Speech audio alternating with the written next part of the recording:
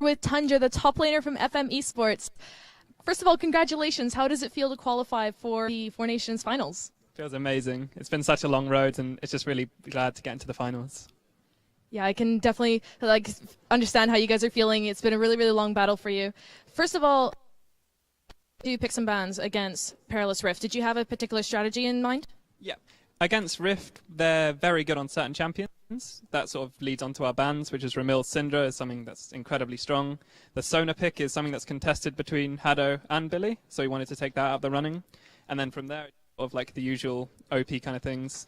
And also Chunky's Ribbon is also like extremely good, and it's quite cheesy. It's not something that's normally seen in competitive, so we just thought we'd ban it rather than having to deal with it.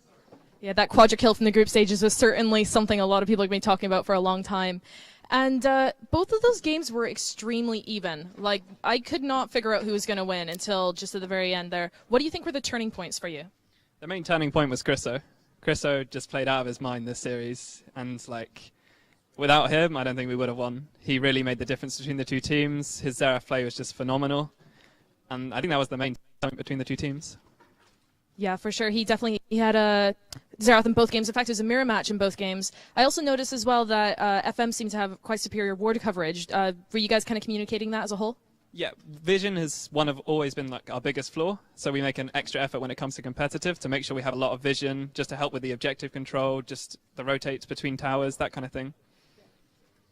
So I noticed as well, Billy has a 100% kill participation. If he wasn't actually getting the kill himself, he was involved in the assists. How is he always in the right place at the right time? Billy finds a way of doing that kind of thing, especially on Sona. Given the auras and his like ults as well were really, really good in that last game. So I think that was like how he gets involved. Similarly with Janna as well, is another one of his big KDA champions where his shields, his ults are always just on point. So I'm not surprised he has like a really high kill participation. Is he also like one of the shot callers on the team?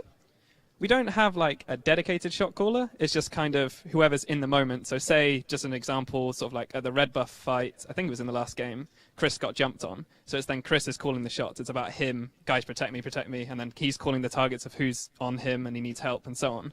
But say it might be an even fight, it might be Billy calling with like a flash Sonar ult, and then he's the one calling the targets. Similarly, Dan Pantheon ult, me a Vlad ult. It's just whoever in the moment takes lead. Does that ever get confusing, or does this just seem to kind of work with your team? Sometimes it's letting over each other, but usually that's only for like the first couple of seconds. After that, someone will just take charge, and it's just sort of like something just clicks kind of thing, and everyone just knows like, all right, we know who to listen to this fight, and it normally goes really well. Excellent.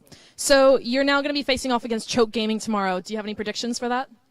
Choke's going to be a very, very close game. They look extremely good at the moment. And the last time we played them was Insomnia 53.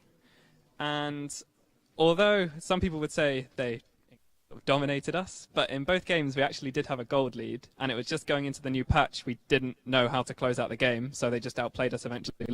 But coming to this now, we have a lot more experience on the new patch, and I think we'll be able to give them a really good game. Well, best of luck tomorrow. And we're about to throw you back straight over to Panky, Strike, and Sona on our analyst desk.